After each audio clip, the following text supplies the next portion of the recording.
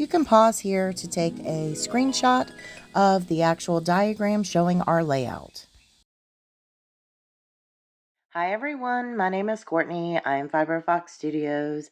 In this video today, we are going to go over the question that a lot of people had regarding the sleeve construction sweater. So on that sweater, I'm going to show everyone here in this video how we go about expanding this out from a sleeve to our body panels.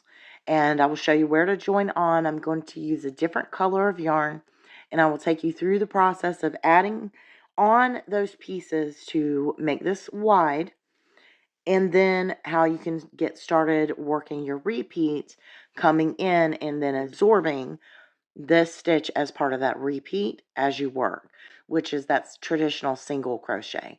I will show you how to work that and how to make sure that you set up your starting chain to widen into our body panels correctly, and how to make sure that you do not miss any stitches and get your count off before you get here to this part to continue to work across. And then I will show you how you come along and work out from here and making the other side of the sweater. So if that is the information that you are needing, this video is for you. I do want to say I am going to do a complete tutorial on one of the sweaters, at least one of them, and it'll be the full that was requested. However, that takes a lot more planning and filming, and I'm going to do my best to do it as quickly as possible, but it is a slow process. There's no way around it. So this I can provide for those of you who just need a little help on getting started because you understand the concept. So we're going to do that now in this video. If you are new here, please make sure that you are hitting the thumbs up. I love to hear from you down in the comments below. Commenting also helps to grow the channel, so I really do appreciate all the interaction that you guys give me in the videos when you come by and say hi to me and do those thumbs up. And make sure that you are subscribed so that you do not miss any of the videos that I have planned and am working on for the channel. Your sleeve, the way that you are going to figure out how wide to make your sleeve, the way that you will figure out how many chains you need to make your body panel so that it hits on the part of your body that you want it to, is by taking measurements. So if you're not familiar with measuring yourself, I have a video down in the description box from another creator who goes over all the different measurements that you can do or need to do in order to make perfectly fitting garments. I am going to tell you which measurements you will need, and if you do not know how to take them, I'm not going to be explaining it. You can refer to her video where she also gives the visual on it and walks you through the process of measuring yourself. And she gives a lot of helpful tips in hers on how to make sure you're getting the correct measurements.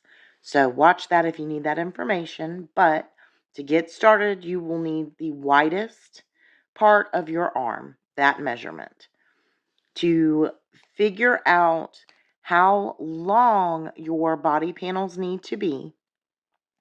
You are going to measure from the point where your arm meets the body, so basically at the crease of your armpit. You're going to place your tape measure there and measure down your body, finding the measurement of where exactly you want it to hit. And that measurement, as well as your sleeve measurement, when you choose your pattern that you're going to make your cardigan out of, you have to stay in that pattern's multiple. You will be getting as close to those measurements as possible. For this particular style of cardigan, since it is more of a kimono or ruana style, it's a relaxed fit by its nature.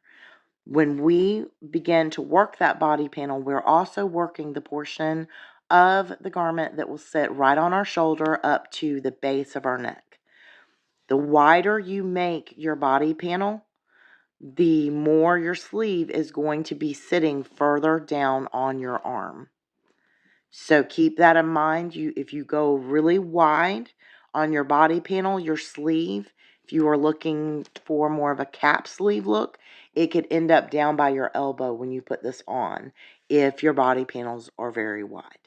So the measurement that you want to pay attention to, if that concerns you, is you want to get the measurement from base of your neck to the point on your shoulder where your sleeve would naturally sit.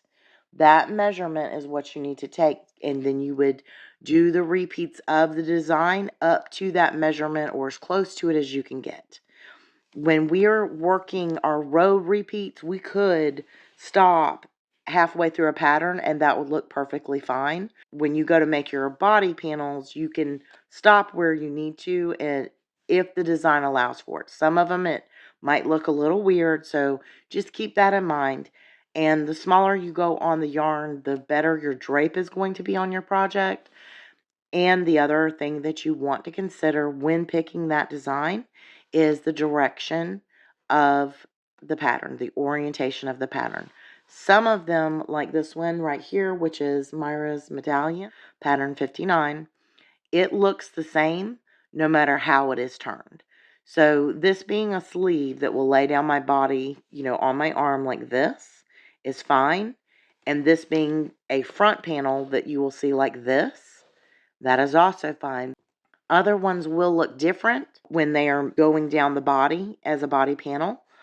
However, that doesn't mean that they will look bad either. So you still can choose any of the designs that you want, but for this particular one, I would not choose necessarily the cactus pattern, number 45. That pattern is, when you work it, your sleeve, the way that it will sit, your cactuses will be in the correct direction. But when you turn them, or when you put this on, and those body panels are coming down the front of your body, so your body panel is going to be coming this way, the cactuses will be sideways going down. That may not be the look that you're going for. So just keep pattern orientation in mind. Now we are going to go into how we join on and make our body panels. Ideally, like I said, we want this to be the last row of the patterns repeat, and we want to not bind off here at this row end, and we want to just chain out. If you're like me, I'm grabbing just a sample piece to give this a try, and we're going to just pull up our loop through the single crochet at the end of the row. And now I'm going to drop that tail because I don't want to get a bulky section right here. Make it hard for me to see what's going on. And I'm going to begin to chain. I suggest that you mark your first chain with a stitch marker. That way when you are working back through, you do not miss this stitch. I'm going to chain in the pattern's multiple. So for this pattern, it's a multiple of 18. So there's my first one. So they're 1, 2, 3, 4, 5, 6, 7, 8, 9, 10, 11, 12, 13, 14, 15, 16, 17, 18. Now, because this is all the body panel that I want in this case, I'm just going to show you, this is for demonstration only, but obviously you would be doing a lot longer, and you would take your measurement and make sure you hit that. Now that I am done with the multiple, we are going to add 1 chain to the end of our chain count, and then we are going to clip our yarn. And now this next step is very important to keeping your count correct for the rest of your project. When you pull out this loop, I want you to very, very carefully identify the chain we just made. That's here. Here's the one right beside it. So we're going to go chain that was just on our hook. So you're going to count 1, 2, and then insert your hook into the 3rd chain from that row end that we just made. So as you can see, hopefully clear enough, there's actually 2 chains right there, just like we always do at the end of our row. So now we're going to cinch that down. And we already have our crochet hook marking the last stitch so that we don't lose that and accidentally cinch it down. So we now have a knot there, and you will technically have, if you were to count these green stitches since I changed yarn color, you would have 17 stitches, including where we joined on right there. This one that you might need to mark so that you don't lose it. This would account for exactly 17 stitches. And then our traditional single crochet at the start or end of the row will now be part of that count. So that is our 18th stitch. So the way the pattern will work out is our repeat will end right here, and then it will pick up and start again, and we will keep working on down to our new row end. Hopefully that will make sense. It might make more sense once you get into it. So down here on this other end, we have to repeat that and do exactly the same thing. We chain in the pattern multiple, we add one chain, then we mark the third stitch from our hook, and then we can pull out the loop and make sure that we cinch down 2 stitches at the row end so we have a nice tight and secure knot. And then you will begin working your row just like normal. So on this particular pattern, the last part of my sleeve that I completed, I had worked rows 1 through 20, and then I worked row 3, starting my repeat over again. So this extension that I have added on, it is counting as row 3 in this case, because that is where my sleeve ended. I have ended on the start of the repeat again for this pattern, so row 3. So this, pretend it looks exactly like the row 3 that you see the rest of the way. So that means that when I am picking up the repeat to begin working again, for my pattern, I am going to be starting at row 4 because that's the row that I'm on now. This counts as the same row as that I last completed, which is why it's done in the previous row's color. So in this case, I would join on, or color B, and I'm going to join on like normal, and in the very first stitch right beside those knots that we just made, we do our traditional single crochet just like normal. We're going to make sure that we work into that same exact stitch. Finish that up. So this is our new position on where our traditional single crochets are worked. So now we need to pick up on our repeat. However, this section will only be able to be worked as single crochets. We don't have enough space to work our stitches that are double crochets for the pattern. At your panel, when you first add on the extension chains to get your panel started, your body panel, you will need to work the extension as single crochets, working in the back loop like you're supposed to for mosaic. I still recommend that you count this out as if you are going to work those double crochets. What I mean by that is my pattern calls for the start of the repeat 8 single crochets.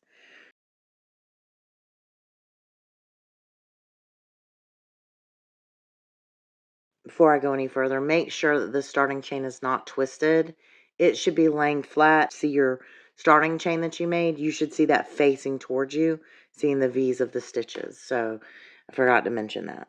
So we just did the first part of my repeat. Now my repeat calls for a double crochet. I have no room here to work a double crochet. I can, but it gets kind of wonky. There's really no need to do it because we are working on what is the underside of our sleeve. This is going to be hidden away on the underside of our arm. So I would act as if I'm going to pretend here. I need to do a double crochet, but I don't have room, so I just will work it as a back loop only single crochet. Okay, and I'm pretending that's a double crochet. Now I pick up on the rest of my repeat, which is, in this case, 7 single crochets. So then I begin working those. 1, here into this next stitch. Make sure you don't miss this one. This is the one you were supposed to mark. This is number 6 for me. 6, working in the back loop. And then our repeat ends right here on top of this traditional single crochet that we're now going to work as a back loop only single crochet for this particular spot in the pattern. If this was a point in your pattern where you needed to do a double crochet for the stitch, you would just drop down and make your double crochet there. You have enough room now that we've gotten to our sleeve and we're actually back to that original position. But just take note that when you work down your repeat on this first row, your repeat must end on top of our traditional single crochet so that we can absorb this into our pattern. So my repeat on this row was 8 single crochets, 1 double crochet that I couldn't make, so I made that as a single crochet, and then I continued down with 7 single crochets. And my last single crochet of my repeat ended right here on top of that traditional single crochet. So now this is a part of our repeat. For this pattern, when I start over, I'm going to start it over.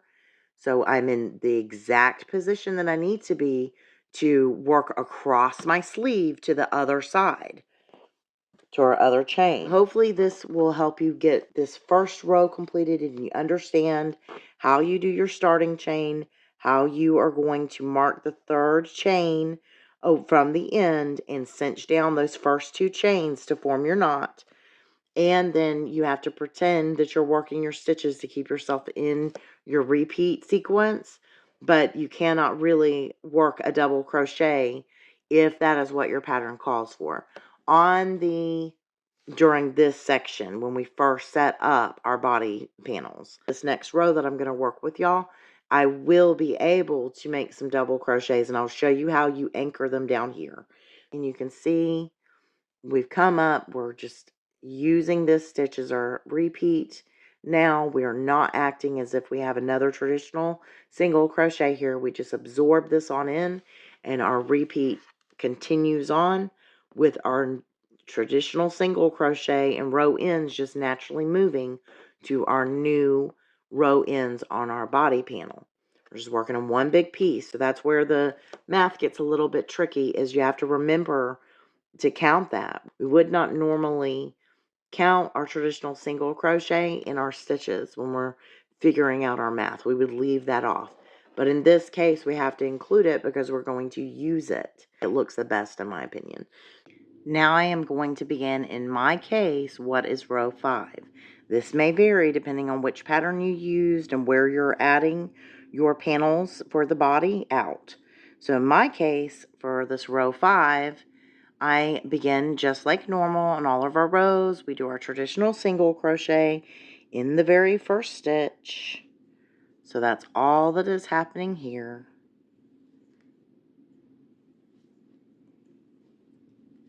Now I work my repeat.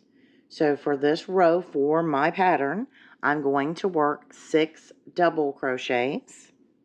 Now I have room for them. There's something that I can anchor onto. It is a little bit tricky, but not too bad. Like normal, we slide down and we find this front loop, which is really just part of our chain that was left, and we are going to pick that up. And then we pull up our loop and work our double crochet like normal. An easy way to do this so that you don't lose your count is actually to, since we're just starting out and building, if you turn those chains upwards, that you have them right here at the top, you can anchor and find them a little bit easy. So we see where my first double crochet was, and I can tell that the only loop I have available is right here. So now I'm going to do my second double crochet.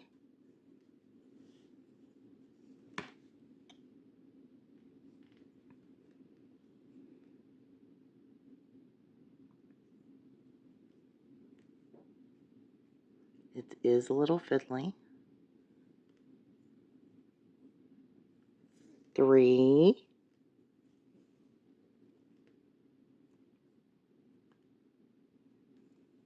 4,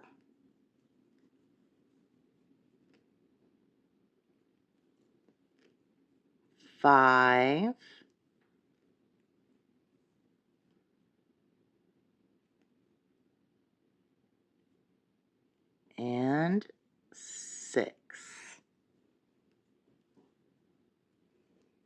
Now at this point, my repeat continues with 5 single crochets.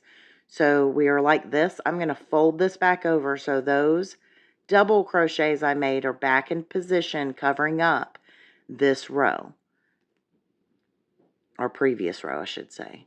Now I begin my 5 single crochets that are a part of my pattern's repeat. And this will kind of lock these double crochets back into the correct position, so it's not going to keep flipping and curling on you. So there's one. Now I end my repeat with 5 double crochets. So again, I'm going to be grabbing down here from our starting chain of the body panel and picking up the loop that's left and working my doubles. I can flip this, so I'm basically turning it upside down to bring that line of loops up to the top, so it makes it a little easier to get into. This will be the only time you have to do this, when we're first getting set up. So there's 1, 2,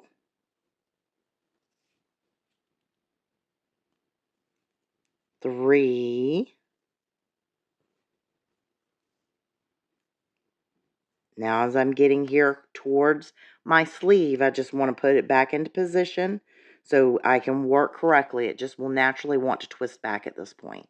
So I'm on 3 and I need 5 total for this repeat. So 3, so then number 4, it's coming here. I can see this loop really good. So that's 4.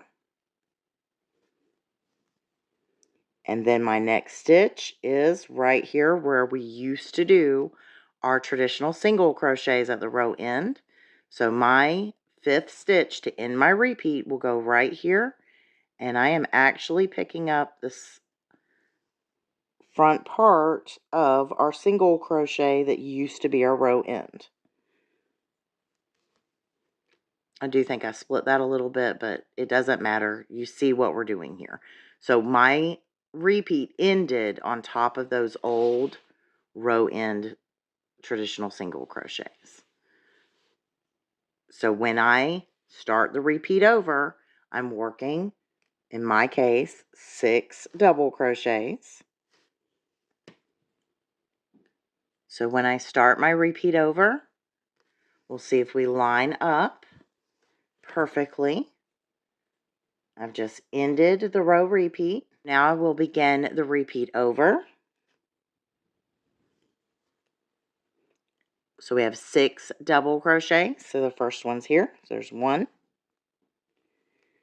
Now, it's a little wonky. This is where we have to kind of find whatever we can grab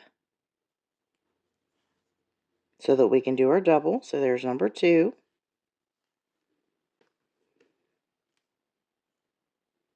Now we're going to number 3. We can turn this chain upward so we can see a little bit better. So that's 3.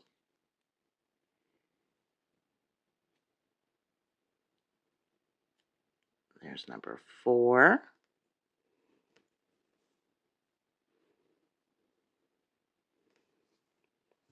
That tail isn't secure yet, so it was pulling the loop up. That's all that was going on there. 5.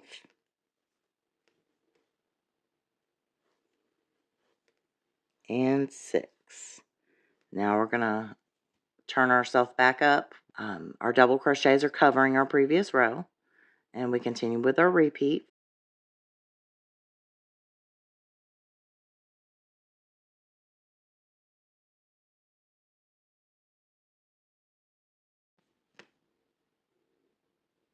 Let's turn it back up.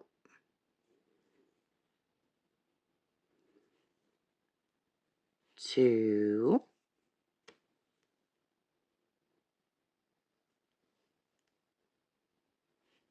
3.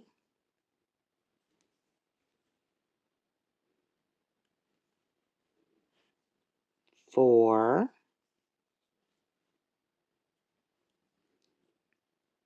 5. Ends the repeat. And since we are at the row end with 2 stitches left, flip it so you can see. So we're at our row end, 2 stitches left. I forgot to cinch that down. So now I restart my repeat for 1 stitch. So that is going to even out my row. So now we'll have 6 double crochets here at my row end, just like I have 6 double crochets at my row beginning. And then in the very last stitch, I do my traditional single crochet. And then I chain up 2 and I bind off. So let's take a look at our work. From here, you will just keep working. Everything will be very normal, like what you are used to when you're working one of the mosaic patterns. The main thing is to get set up and set up properly so that you don't have any issues with maintaining the repeat as you move on down the row. So if you follow my advice, do everything as I'm showing you to get set up, from here it is a complete breeze. My panels, my sleeve, we'll start with the measurement on that. My sleeve measured on the Flower Power cardigan. It measured 15 inches wide, 11 inches tall.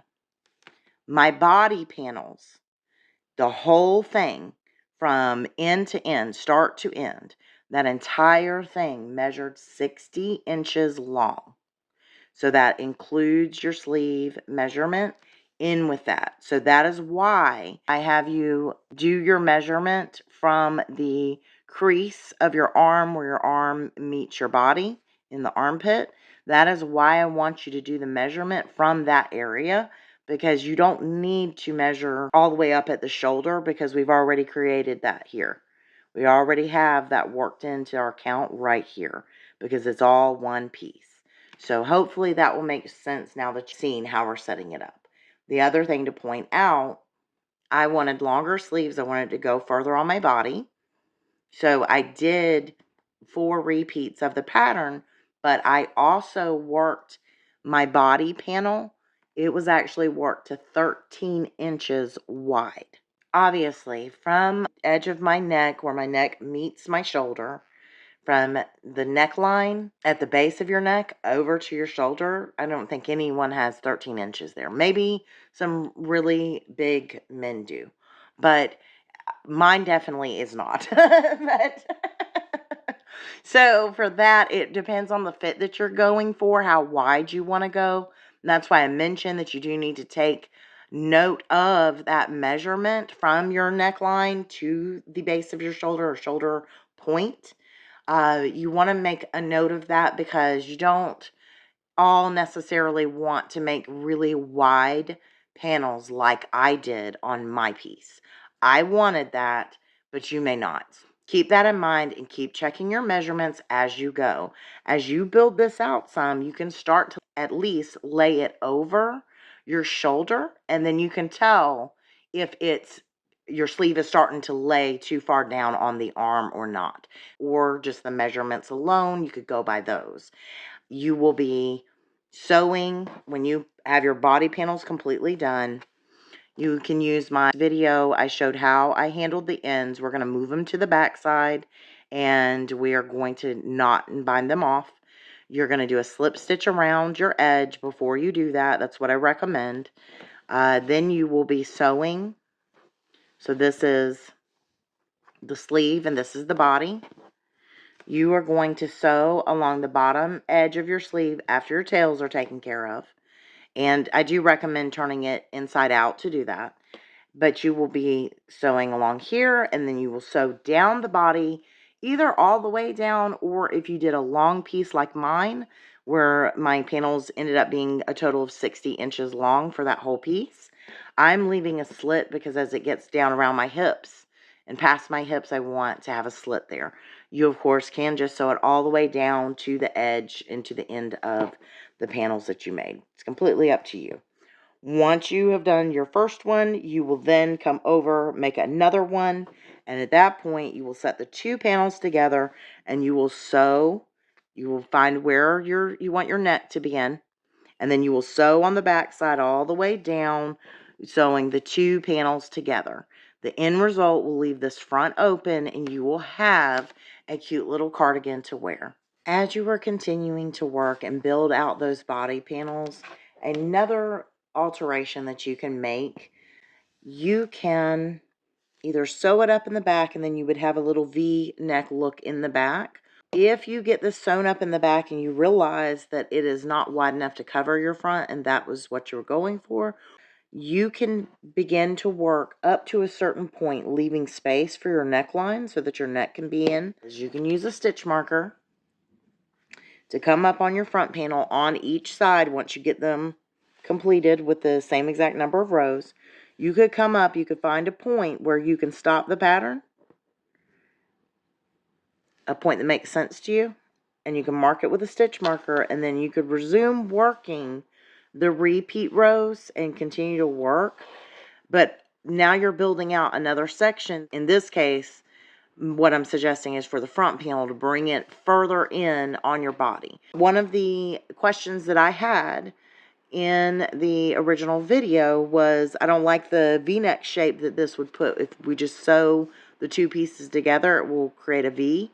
The only way to change that is for you to start working, skip a section, and then resume the repeat, and so you would begin to build out from here. This would essentially become where your neck is sitting, and it would be more of a rectangle or square shape at the neckline, but you'd alter it to avoid either not being able to cover the front or avoid that V-neck look in the back.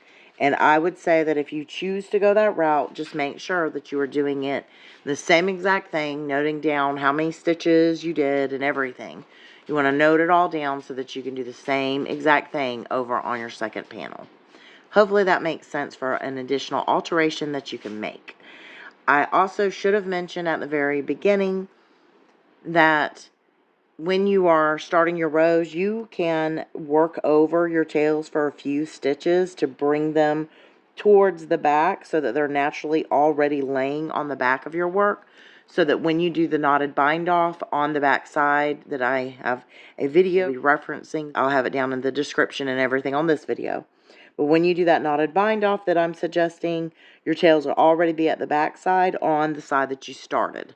So your starting side tails can be worked over for those few stitches to do that.